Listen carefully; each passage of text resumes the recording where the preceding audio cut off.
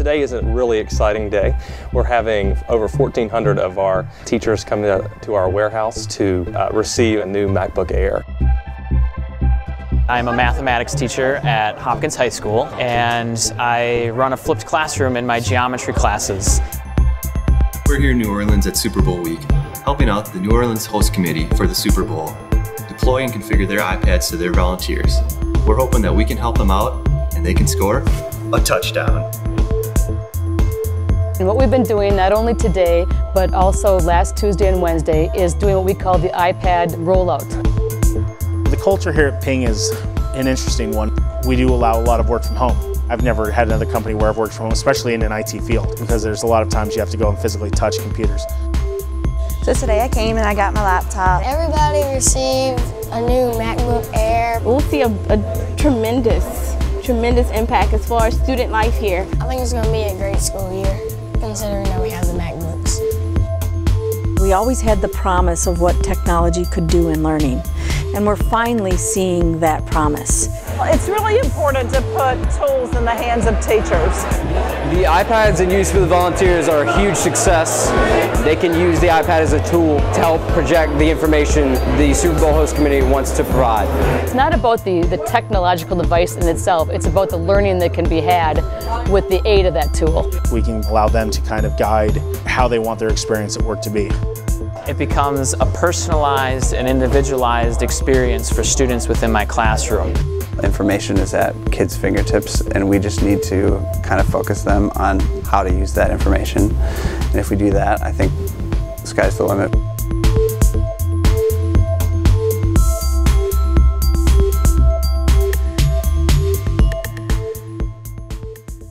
Welcome everybody to the first annual ICE Out here in Minneapolis. And we want to thank everybody for joining us here today at the Guthrie.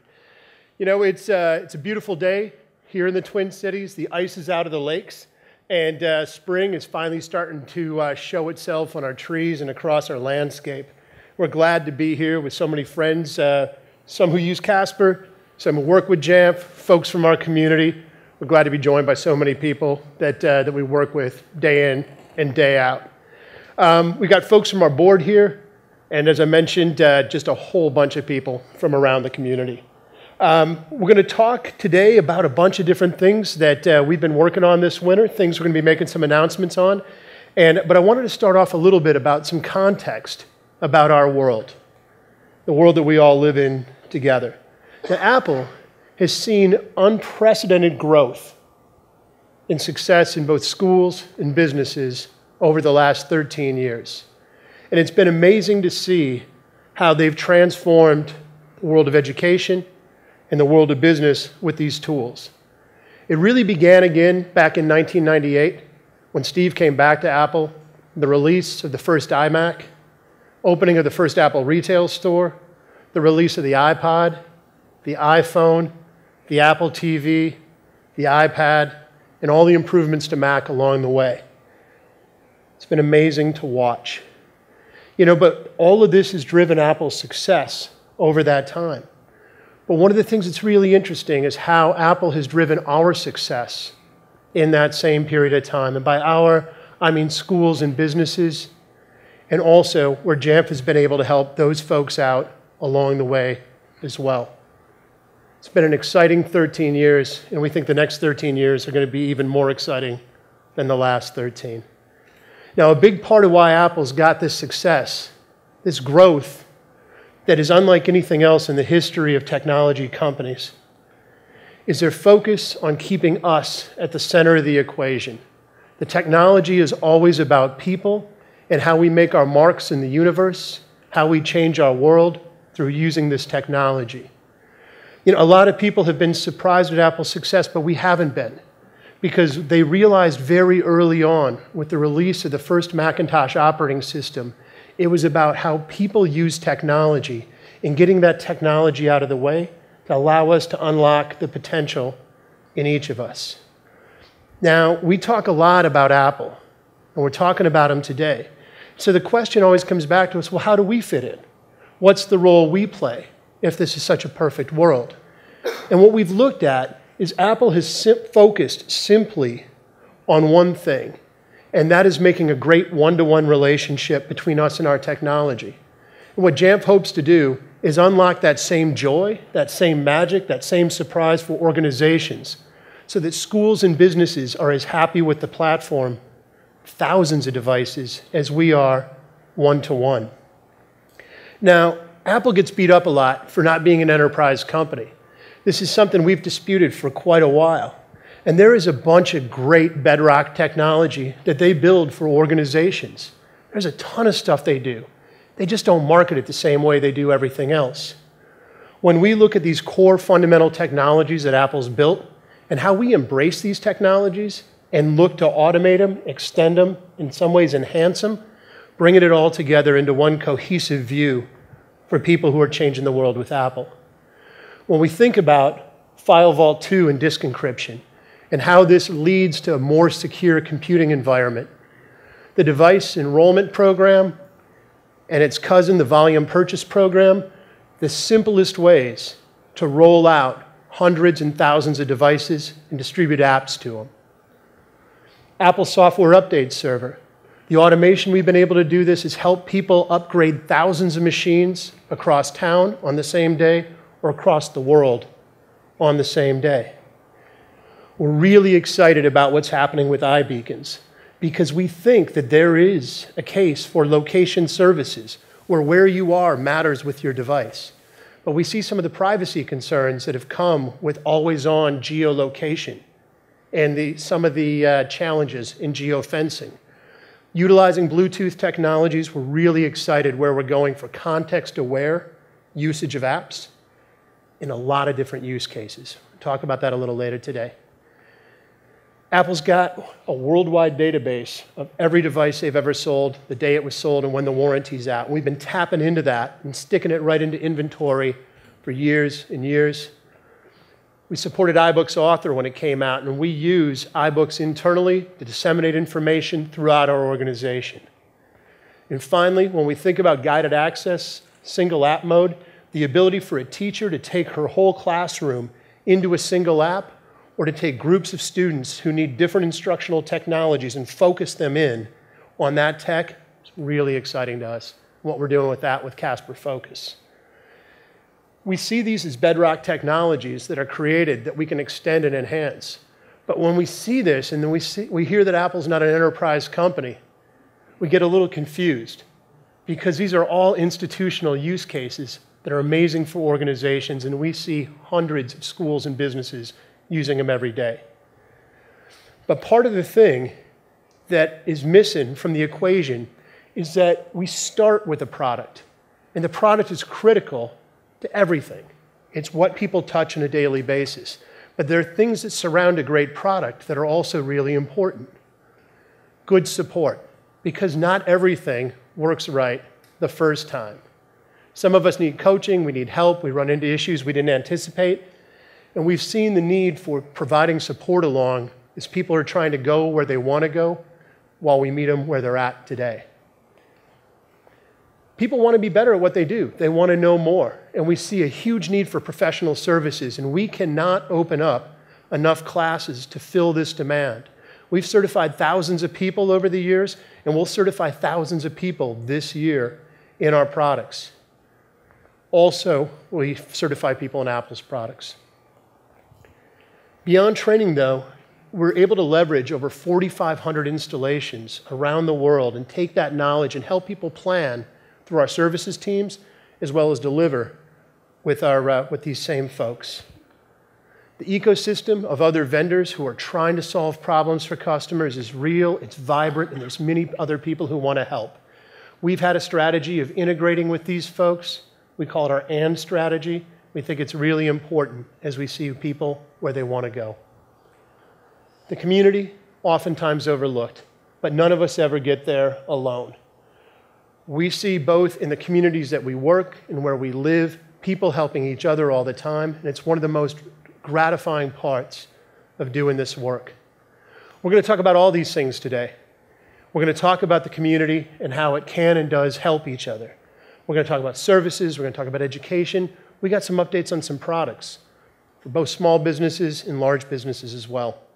We got something at the end we think you guys are really going to enjoy. Before we get into that, we're going to roll a little video and one example how the community can and does support each other. I found the job that I'm going to on JAMF Nation, and then I advertised my current position on JAMF Nation. So I'm leaving a job and filling it all through JAMF Nation. You know, the fact that I'm going to be leaving McAllister to go to another opportunity, it would have been a little bit more scary if I didn't know that there was this JAMF community worldwide that supports, you know, I'm going to be going into a new position, but it's going to be the same sort of backbone, and that's really awesome. I've never seen a community like this, as strong and as passionate. You know, people care, and not in a way that they're putting other things down so much. You know, I use JAMF, there's that whole session, JAMF and, you know, it's like, no one's saying you can't use X, Y, and Z. It's like, yeah, you absolutely can. You know, here's our product, and it does work really well with these other things. And I think that that's phenomenal that it's not exclusionary like that. And the community is just unbelievably supportive. Pretty cool example of how Tanya uses the community to grow herself as a professional. And then when she found a new job, she was able to post that job on JAMF Nation and make it available for others. Community is a term that's thrown around a lot at JAMF. It's very important to us, very close to our heart. One of the things that we do internally is we have the JAMF Nation Global Foundation. As Chip mentioned, there's an ecosystem, and you know, we believe in helping our communities and also helping others around us. JAMF has put a ton of time and money into their local communities. We've gotten the opportunity to spend, I think it's over 1,600 hours of volunteer time off where we've taken our time out of the day to go and help people around us. Really exciting. Just 90 miles east of here in Eau Claire, the new building that we're all very proud to work in today as part of a community revitalization project. Really neat to see kind of how that impacts the people that we work with and where we live. There's one community that is the closest to our heart as JAMF, and we believe is so important, and that's JAMF Nation. It's really close to us, and I'm excited to be speaking with the members of JAMF Nation today. Really cool. So when this all started, it wasn't exactly called JAMF Nation. It was just a listserv. It was a bunch of people who were looking to get some help in their environments. And as it grew over time, we saw these people continuing to innovate and continuing to solve problems in different ways. And we knew that this was going to be something really, really special. A good example of how people are giving back in the JAMF Nation community today is just with their open source projects. There's dozens of people today who are linking back to their GitHub projects, things that they do in their free time, things that they do on weekends to say, hey, this might be beneficial for someone else out there. They're linking to it saying, here, go ahead, try this. JAMF's IT department recently just opened up a bunch of their scripts, utilities, resources as well to make available to the community. Hopefully that gives people a little bit of an idea what we're up to, but hopefully there's some good resources in there as well. One surprising part, I guess for me a little bit, but in general, was that over 40% of the members of JAMF Nation aren't customers. And what's cool about that is we're seeing a lot of people who just want to solve problems with the Apple platform with whatever tools they have available to them. Recently, discussions around OS 10.10.3, iOS 8.3 have come up, and it's just people trying to solve problems. There's examples already posted before administrators even have time to go and test these new operating systems, already available on JAMF Nation, so you can go out there, and it's really proving to be an incredible resource to help people be successful in their jobs. Over the past year, Apple's made many positive changes to the volume purchase program, to the device enrollment program, to Global Service Exchange. Chip outlined a few of those, but what we're seeing is more people coming into this ecosystem and into this environment saying, how do I use those tools to be successful? And they're discussing them on JAMF Nation today. Additionally, Chip mentioned File Vault. There's other tools or there's other frameworks being opened up by Apple inside of the OS where people just want to learn how to use them. Again, people are coming to JAMF Nation because the experts are posting there. There are people there who are experts in that technology who are helping others. Now, we do see hundreds of discussions just around the Apple platform, but there are quite a few customers who are posting out there as well about the Casper Suite technology. Really cool to see. By our count, the community today, or JAMF Nation today, is accountable for over 4 million devices being managed. Pretty neat. And what our customers are doing is they're posting best practices, what to do with the Casper Suite today on how to roll out the latest OSs or how to prevent that, how to make sure that your environment is secure and configured properly. This community, or this tool, has been used for members to give a lot of feedback about the Casper Suite as well and about the product. They do that in the form of feature requests. They ask for either new workflows or there's new problems that they're encountering based on the way that Apple innovates, and we want to innovate with them. So to this day, over 500 feature requests have been implemented that have come from the community. These are direct things that people are asking for that we're saying, it's a great idea. Let's get that into product. Let's help someone with that. So it's really exciting to see. We're listening. It's awesome.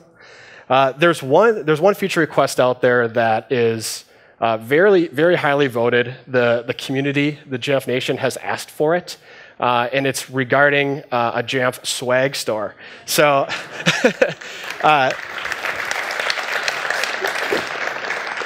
we're excited to announce that this will be getting marked as implemented soon. We think in the next month or so, this will give members of the community the opportunity to buy some of the suite apparel that we're lucky to be able to wear as JAMF software employees.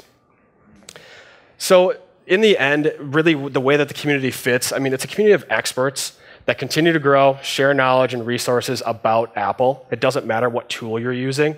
And the most important thing is the members of the community are what makes it successful. This isn't JAMF software creating the community. It's everybody out there spending the time in their day to give back and make sure that others can utilize the resources and tools that they've made available to them. I'm going to pass it on to Sam. He's going to talk a little bit about how there's expertise that is being grown throughout the community, but also how JAMF software helps build people professionally and how we can help in that fashion. I perform my due diligence every year before we pay, the JAMF licensing, moving on, just to make sure some other company isn't doing something better. And yet JAMF still is that company that is so progressive that they're already coming up with solutions before I know I've got problems. So I feel relatively confident in the fact that JAMF software is going to keep growing the Casper Suite. They're going to keep looking at everything, and they're going to keep pulling it back and simplifying it where it needs to be simplified, and maintaining solutions for their customers. Thank you, Jake, and hello, JAMF Nation. Before we get started, it looks like Goodwill Hunting has shown up here. I was seriously in this room an hour ago, and then none of these mathematical equations were even here. So which one of you was it? Oh, well, on with the show. Today, I have the fortunate opportunity to talk to you about our product beyond just the software. Specifically, I want to talk to you about our people and our knowledge of Apple in the enterprise. At JAMF, we work hard to be smart so that we can help you better. We understand that the JAMF Nation is the best and brightest minds in Apple technology. And so for us to be able to help and contribute to that knowledge base, we have to come in at that same level as well. So we really focus on the technology and applying it in ways that help you. We work with hundreds of people every single day from a broad spectrum of both sizes and types of businesses and schools. And when we work with you, we don't only try to help you, we try to learn from you so that we can pass it on to others. And like our community, we want to be this central hub of information. And our goal is to both create and embrace all that information from within our community to help spread good ideas. Now, you're likely to see our expertise in action from one of 4 main phases. And these phases are designed so that no matter where you are with your interaction to JAMF, we can add value to that conversation. The 4 main phases that you'll see us in action are sales, services, support, and training. Let's start with sales. We want to show expertise from the very moment that you set eyes on the Casper Suite. And we know that you don't have a lot of time in your day, and our sales staff is structured in a very personal manner. It's probably different than a lot of other areas you see, and furthermore, there's a lot of new players in Apple technology today. With all the new Apple management players, there's even more promises. At JAMF, we hold the high regard to truth. And that if we say something is going to be in our software, it's going to work. But still, choosing a platform in the end isn't an easy choice. And in all honesty, it's more like a journey. And it's naive for us to come in and say that in any journey, it's going to be seamless. You're never going to have bumps in the road or challenges along the way. That's not the way it goes. With anything worth doing, you're going to have to make tough choices. There's going to be questions. Dare I say, there might even be problems along the way. And, you know, we really want to be there with you during that critical, fragile beginnings of the journey. And we think it is vital to have our expertise present to advise and both aid you while you're establishing this platform. So the bottom line is we can help you create what you've envisioned. Now, after the sale, you might think that the journey ends, but it doesn't. It just begins. And many of you are aware, after you purchase the Casper Suite, one of the first things that happens is a Jumpstart. The Jumpstart is a mandatory service that's performed by one of our professional service engineers or an authorized integrator. And it's these people and their knowledge of our product and the workflows that are really important to you and best practices that makes this service so valuable. And it's not that we don't think you can do it on your own. We know you can. It's just that we can get you there faster. And we can really help transition you from where you were to where you want to be. It's the best way that we know how to get you going fast. On to support. Before your Jumpstart even happens, you're likely to have contact from a long-lasting partner that's going to ensure success within your organization. And this comes from our world-class support organization. Now, I don't like to toot our own horn, but I'm going to in this situation. We have the best support in the industry. In fact, this is further substantiated and proven with a 94% retention rate. It's a big deal. And thank you. Now, 94% of our customers stick with us year over year. We like to think that's all because of us. It's not. It's because they're really good at their jobs. They chose a really good product. And we make sure that we help them no matter what. We never point fingers. And we see things through until the end, no matter what problem it is. So not only that, but when you purchase the Casper Suite, a huge advantage is that you're not given a phone number. You're given a person. And that person is your technical account manager. Internally, we call it your JAMF buddy. Now, the JAMF buddy is not only trained for the Casper Suite and Apple technology, but they're also a dedicated, clear, easy channel of communication for you. So you don't have to go through a list and try to figure out who the right person is to contact. Also, they get to know your environment. So there's not that continual basic questions of whether you're human existence or not. You know the drill, turn it off and back on again, that sort of thing. No, it's right to the good stuff right away. But more so, and the most important, is they humanize your experience with technology. Now, if you have more complex needs, we also have the Encompass program. The Encompass program is a perfect blend of services and support. And it's not to belittle our standard support program. It's an outstanding support plan. But in the Encompass program, you not only get a dedicated support representative, you also get a dedicated project manager and a dedicated professional services engineer.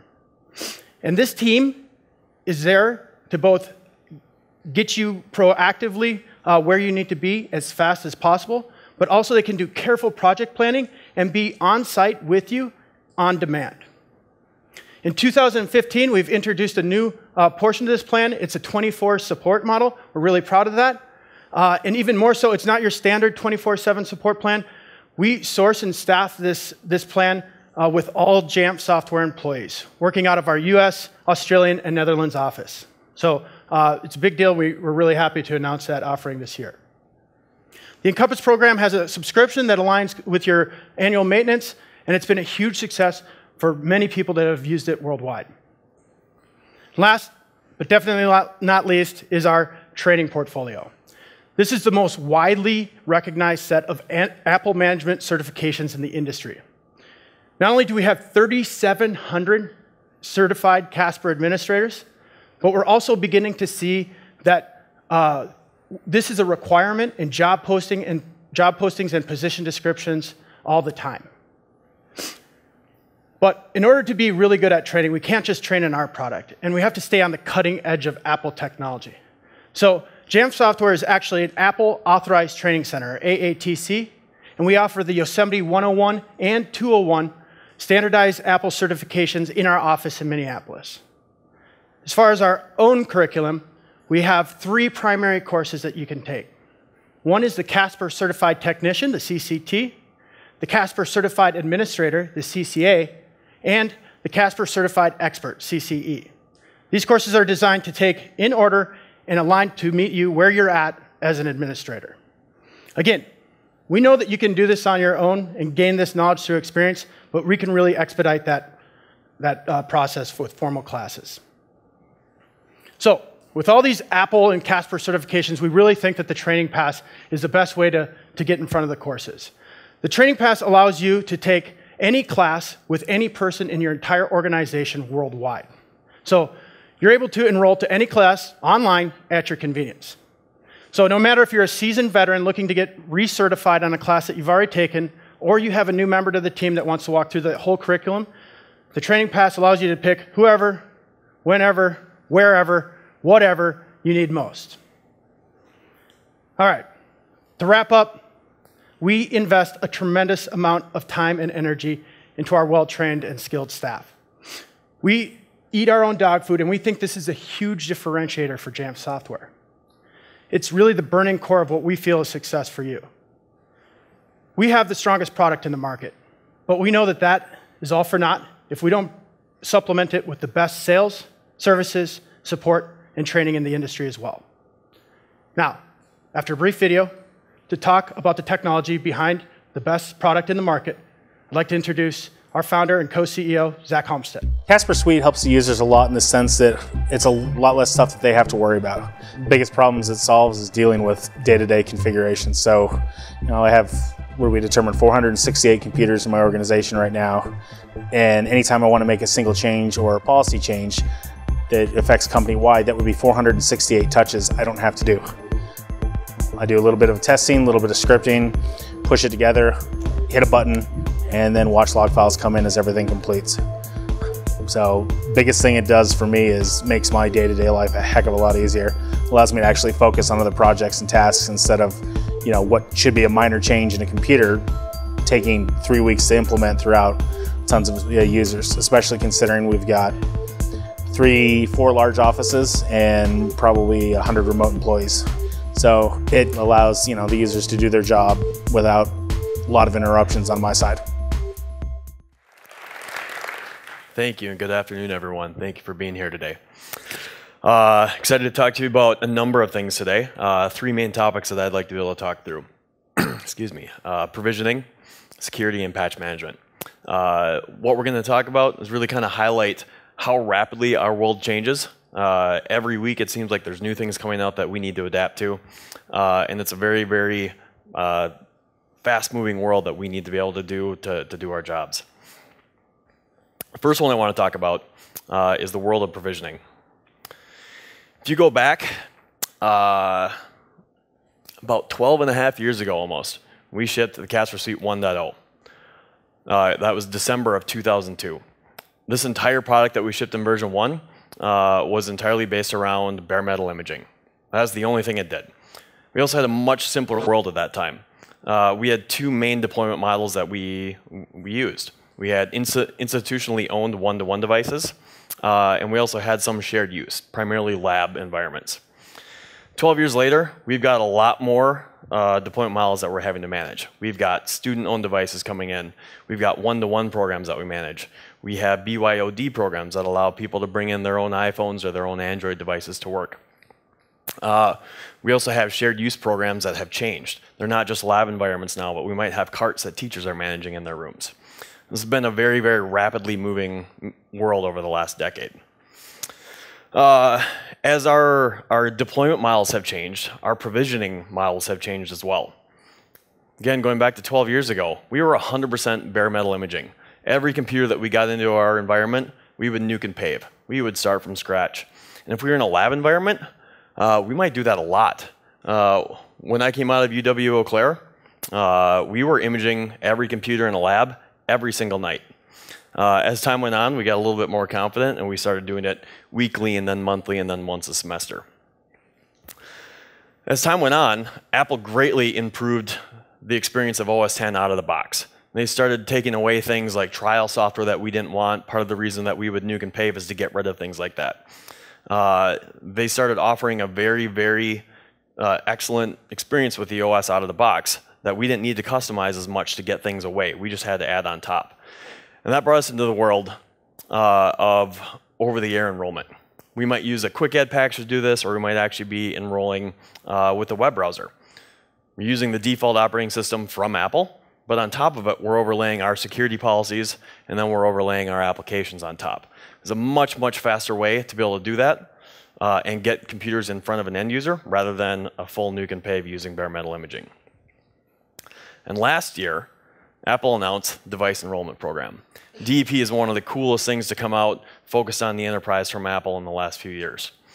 It creates the easiest possible provisioning that we can do to set up new computers. And the great thing about it is it can be 100% hands-off by IT. The user can get a brand new computer or a brand new iPad. They actually get the fun of unwrapping the shrink wrap. They start their new device up. They go through Apple's Setup Assistant. And at the end of that process with the Setup Assistant, either on a Mac or an iOS device, DEP will actually automatically enroll that device into the JSS. The device is fully managed. At the end of that process, our configuration profiles might come down to set up email, to provide security settings. We might have policies that are installing software, installing printers. If we're using the volume purchase program, you can see applications start showing up immediately from the App Store. And if we're using self-service environment, we can have self-service pop up in front of the end user and allow them to continue to customize their device at the end of that process. All that is done without IT ever having to touch a computer. About 7 years ago, I was involved in a project that was very, very cutting edge, where the IT departments did not touch the computer. They shipped it directly to the end user, and it was a lot of work to do that, but we got them there. Now, that's becoming the standard. Get computers directly to the end user, let them take care of 100% of the provisioning. That world has changed dramatically over the last decade. The next thing I'd like to talk about, security. This world has also changed very dramatically over the last decade. If we go back 10 years ago, the things that we were concerned about, locking down SSH, making sure that screensaver settings were set so that the screensaver would activate after a certain number of minutes and the user had to put their password back in, making sure that things like screen sharing were tunneled through SSH for security reasons. World's changed a lot. Those things are still very important to us, but there are other things that have become very important as well. When we look at the move from desktop computers to laptop computers, the idea of making sure that our data at rest is protected was something we didn't have to deal with a decade ago. Full disk encryption was a huge thing that started becoming important in IT about 6 or 7 years ago. A few years into that, Apple released File Vault 2, an amazing full disk encryption technology. It's one of the fastest technologies out there to do full disk encryption. It's seamless to the end user. And we built an entire architecture around it in the JSS to complete that full disk encryption story, giving IT access to be able to do reporting on it, to set it up, and make sure that IT still has access if an end user ever loses access. Along with that data at rest story, we also have to be worried if a device is lost. File Vault 2 gets us a lot of protection on that, but if a Mac or an iOS device is lost, we also have the ability to remotely wipe a computer or an iPad that's out in the field. Another thing that's changed on the Mac is a lot of configuration settings that we have to do. Password policies are a very common one that we need to be able to make sure that our users have a certain complexity on their password or passcode, maybe a specific age, number of lockout after retry, lock them out of the device after a number of failed attempts, and whether or not we want them to be able to use Touch ID.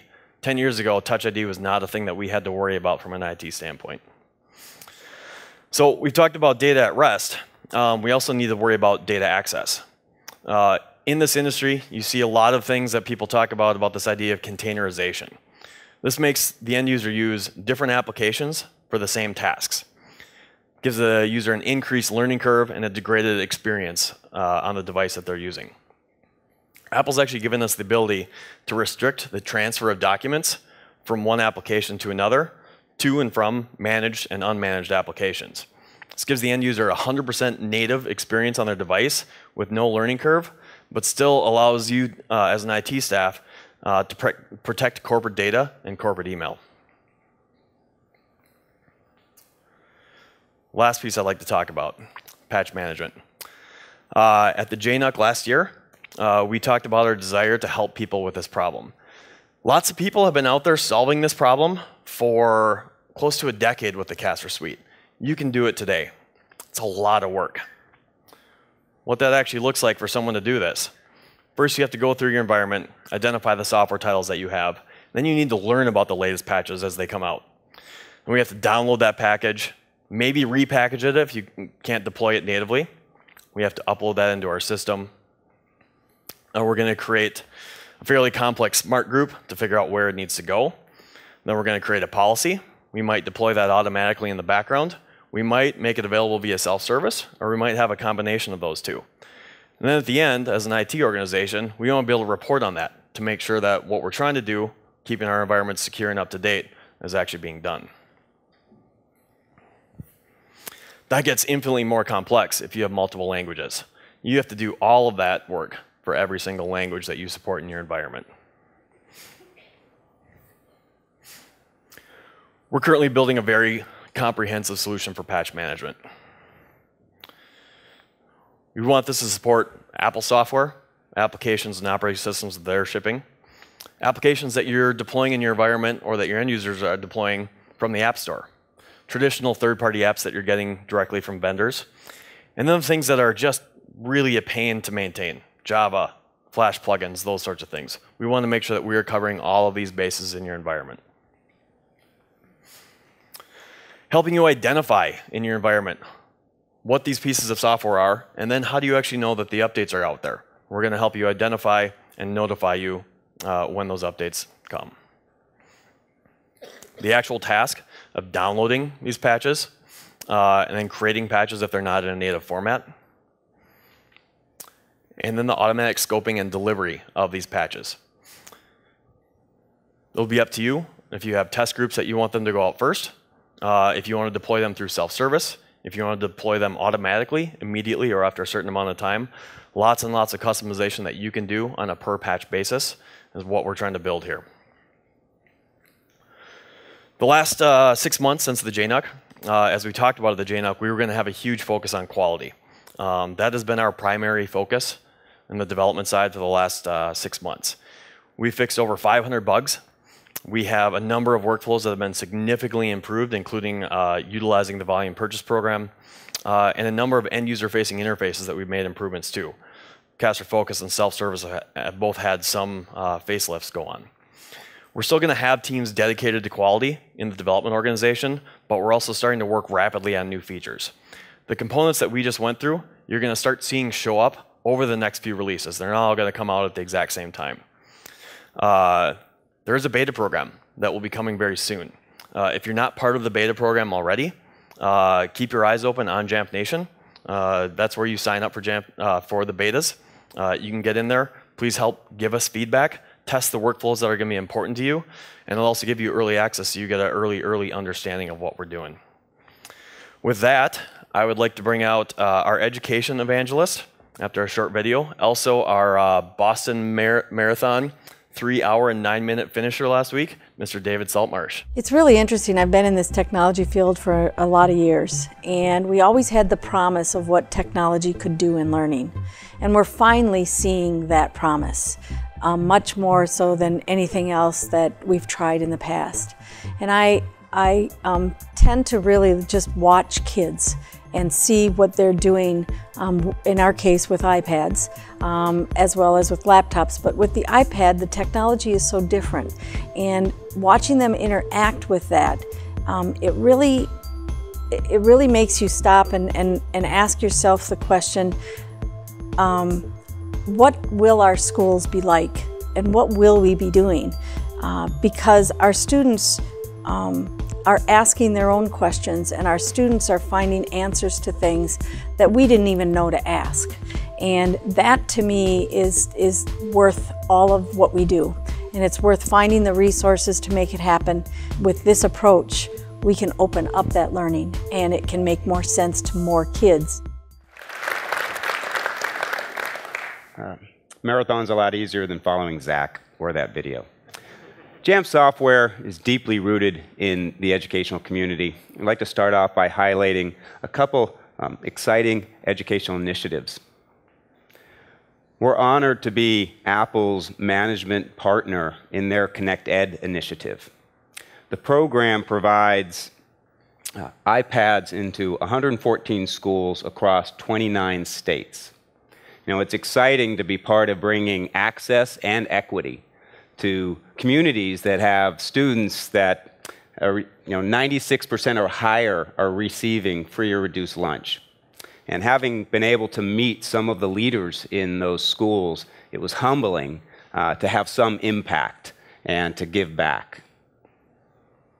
JAMF has joined a lot of other companies in signing the National Student Privacy Pledge. The pledge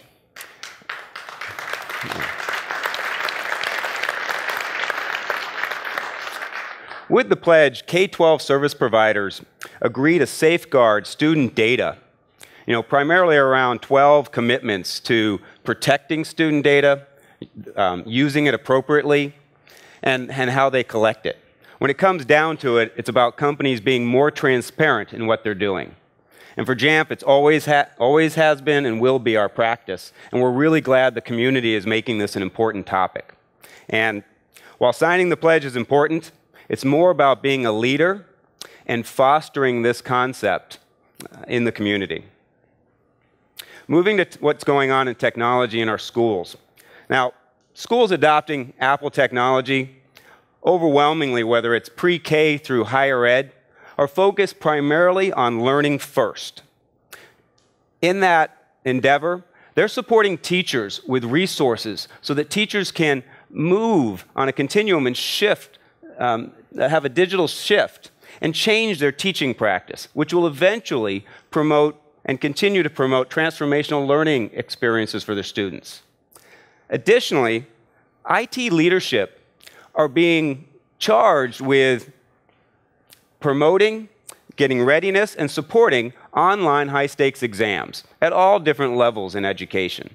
Luckily, with Apple technology and the Casper suite, schools can provide both without letting assessments get in the way of choosing the right learning platform. To that endeavor, we need to help support Apple in their commitment to being and adhering to the testing standards. So sure, we have a few ways that you can implement guided access or single app mode. We also have taken the profiles that Apple's come out with so you can enable or disable actually, the keyboard affordances that most testing agencies don't allow students to use. We see though in the future that those of us who have embraced that technology, who have used it for years, that testing agencies will likely adapt eventually so that we can see enhanced question types, so that you can take full advantage of the Apple ecosystem for the learning abilities that it has.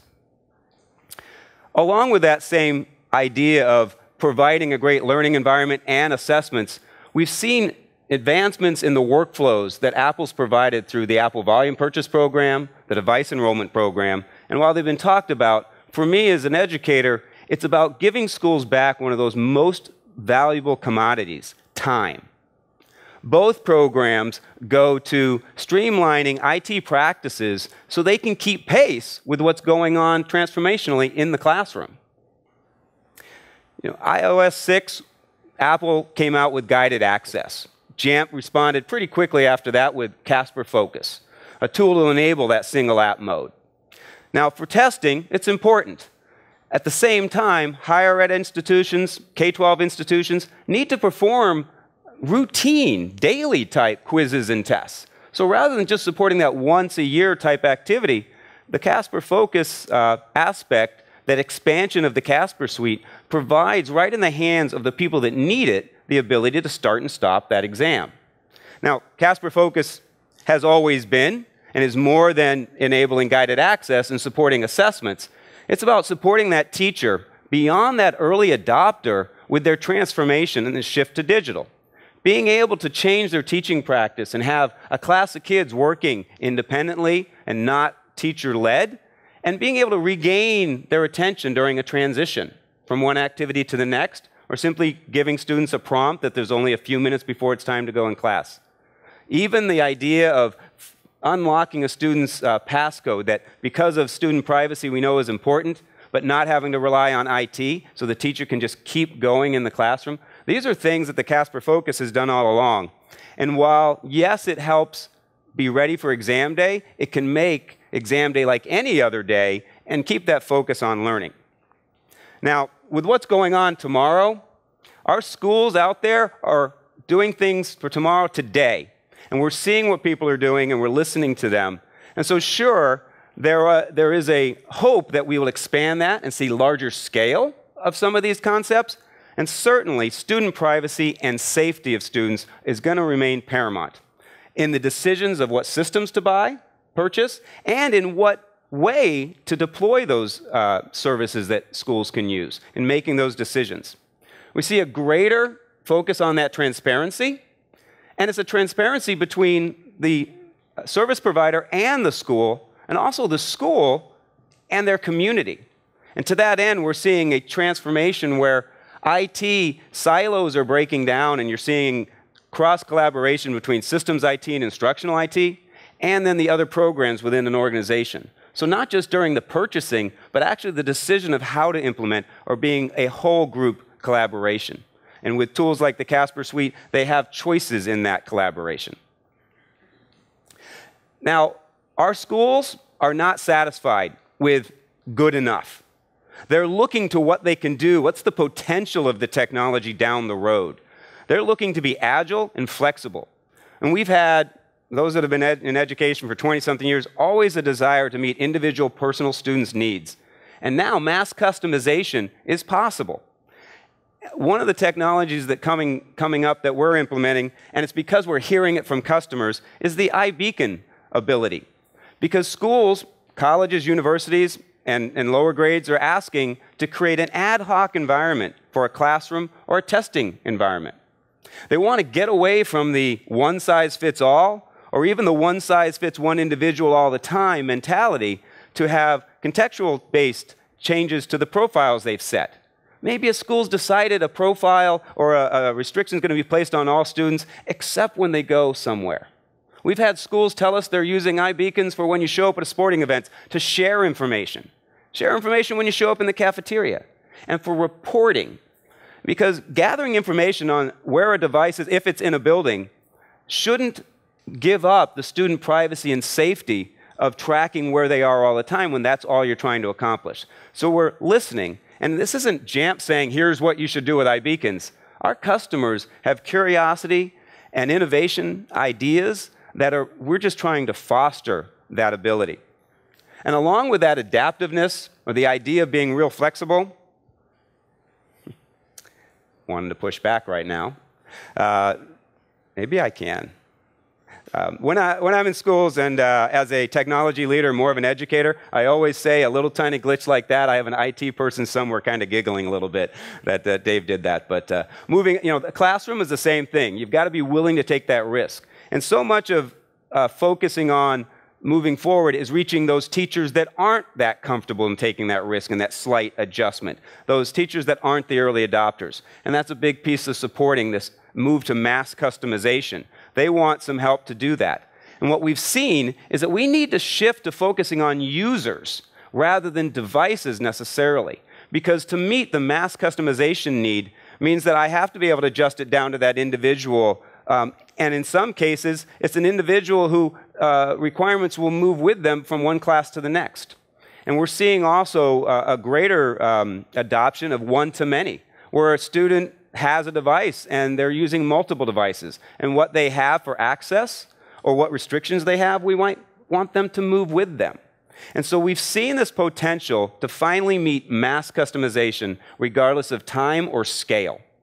And so with the Casper Suite, being able to transform IT practices, we can finally see the transformation of educational practices and empower technology to do what we've always wanted.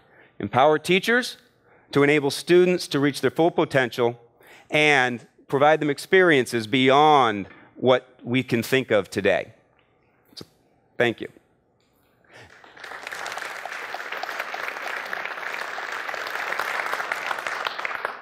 Up next, Charles and Michael are going to share some information with you about one of our other products. I started at the company in 2008, and I don't think they had an Apple product to be seen anywhere around the office. I had the original iPhone, so I brought that along. Being the Apple guy from the start, that kind of got shifted to me as the one kind of managing the Apple products. So when we first rolled them out, there was no management at all. It was always like switching gears. So you'd be focused on working on marketing stuff, and then you would have to, all of a sudden, you're on a 40-minute call calling Apple support. I suggested that we should look at some solutions as far as managing these devices instead of just having them be all out there. Things I was looking for in a management solution were easy to use, something I could just manage myself. With the Bushel system, I will be able to eliminate a lot of the troubleshooting and IT functionality that I had to do before and focus more on my core job. I think that was the #1 selling feature. So the Casper Suite is an amazing tool, and any Mac system admin knows you crave that sort of capability. But we heard from Aaron, one of our Bushel customers, and Aaron's the marketing manager, and he's also the Apple guy and the IT support guy. And for Aaron, IT is a task. It's not his job, it's not his career. And as much as we want to help people like Aaron with a tool like the Casper Suite, there are a lot of challenges to finding success there. And there are all kinds of small and medium-sized businesses trying to deploy Apple technology and do amazing things. And there are a lot of challenges, and we want to try and help. We want to try and help all of those organizations, not just the large ones, not just those with dedicated IT departments. And in order to do that, we created Bushel. Bushel is mobile device management simplified for smaller environments. It's time to acknowledge that not everybody wants an IT tool that looks like an IT tool, and I think Bushel looks gorgeous. And we recognize, too, it's not just about the look. These smaller organizations have very different needs from the enterprise. Bushel's a new solution built from the ground up, designed to reduce intimidation and increase intuition. Instead of giving users a complex framework that can be difficult to work with, we've designed a simple workflow to handle some of the most time-consuming common tasks with ease. We're reimagining the way that these organizations interact with device management and security. In short, we're making these Apple products easier to deploy at work. It's time for people like Aaron to get their nights and weekends back. Use Bushel to streamline the setup of any new Mac, iPad, or iPhone. We can reduce taps by configuring things like email server settings and Wi-Fi network configurations one time centrally, and then let Bushel handle the repeat entry of all of that information. And what's better is knowing that all of that information is set up the same way correctly on every employee's device. Bushel makes it easier than ever to integrate with Apple's volume purchase program for painless app distribution. Say goodbye to the days of worrying about your Apple ID strategy. With Bushel, you simply invite users to receive apps, and it takes care of the rest, sending those down to all of the enrolled Macs and iOS devices. You can even reassign those apps to new employees as your workforce changes, meaning that those are company assets. Those apps stay with you, and they're not walking out the door as your workforce changes. Take advantage of the amazing built-in security capabilities of iOS and OS X by doing things like enforcing passcodes to protect and encrypt iOS devices, and enable File Vault 2 full disk encryption on the Mac, all while retaining the ability to reset a forgotten passcode or use Bushel to display the recovery key for File Vault and decrypt a company Mac. And it couldn't be easier to add devices to Bushel.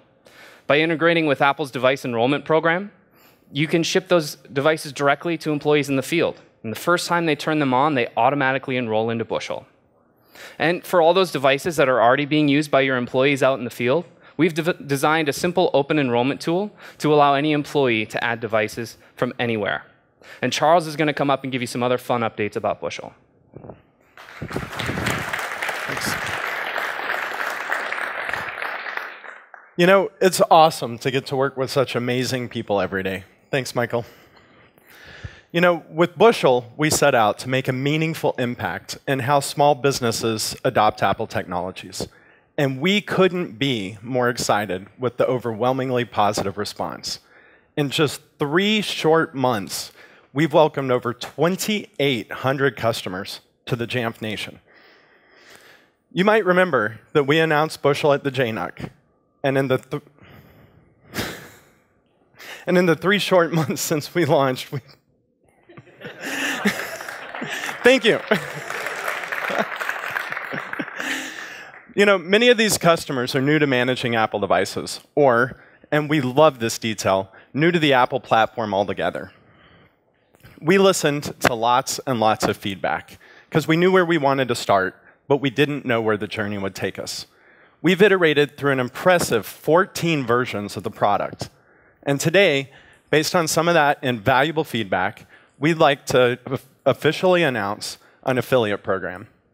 The affiliate program allows us to compensate anyone in the JAMF Nation for doing what you're already doing, spreading the word about Bushel. You can find out more about the affiliate program at bushel.com/affiliates. You know, this is a unique moment, one that we get to share with you, because with your help, we're unlocking the potential of organizations of all sizes to adopt Apple technologies and to adopt the Apple deployment programs. We're getting a lot of insight into how organizations adopt Apple technology at work and use Apple technology at work. And this allows us to improve the user experience for all members of the JAMF Nation. And for that, we'd like to thank you so very much for this opportunity. Thanks.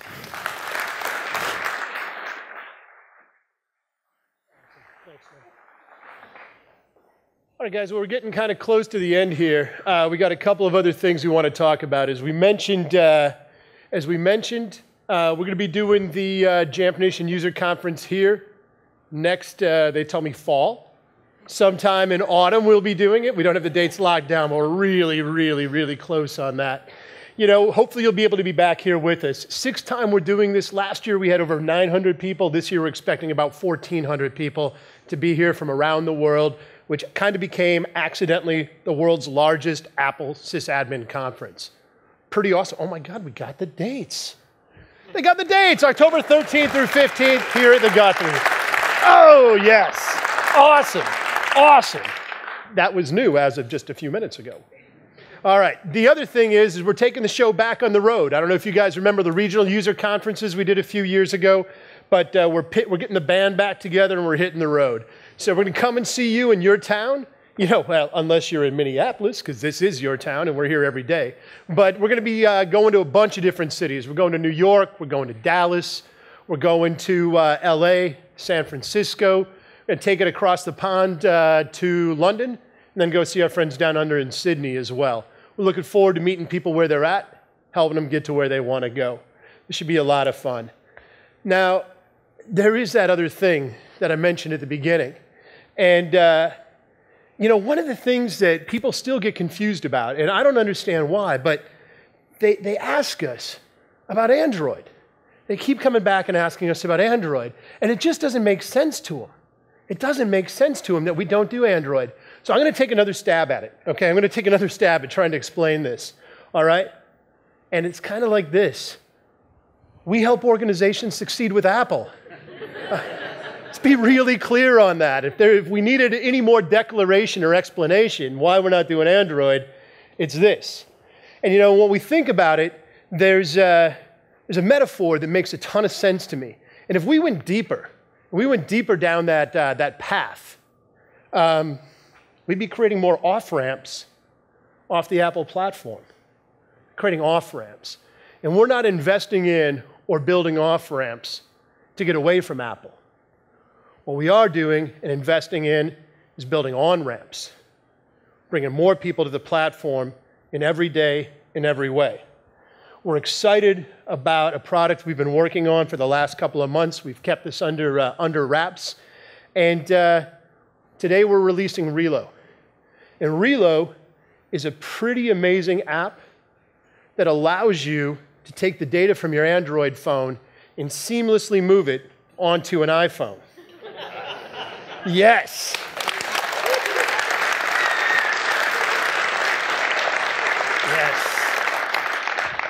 As Master Yoda told us when we were all young, that once we start down this path, forever it will dominate our destiny. But as Luke proved with his father at the end, sometimes you get a second chance. Relo is about providing people with second chances.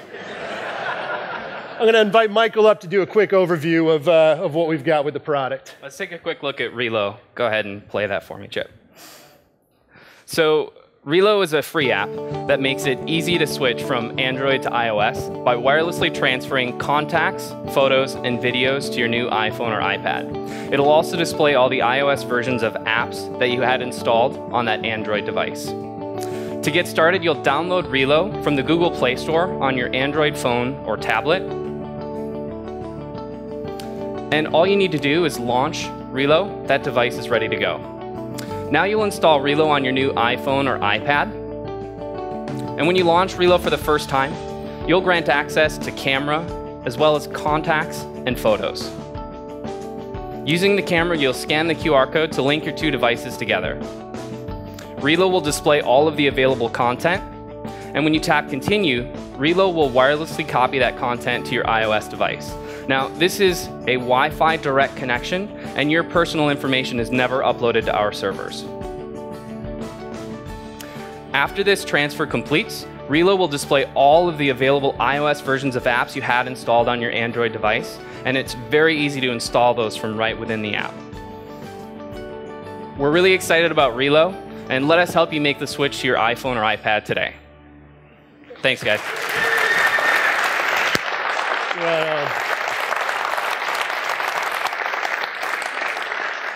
It's available in the App Store today. Really excited about this. Guys, we talked a lot today about helping people get where they want to go with Apple. We're looking about doing this in large businesses, in schools, in small businesses, and now with Relo, we think this is something that's going to help bring everybody to the party. We wanted to do this live, but we were told that this is maybe not best done up on the stage. But if there are people in the audience today who maybe showed up with an Android phone and would like to try Relo out, we've got demo units in the back, and who knows, maybe today is the day you walk out of here with an iPhone. Could be. All right, on behalf of everybody at JAMF, we want to thank you for your time with us together today, and wish you well in everything you guys do. Thank you.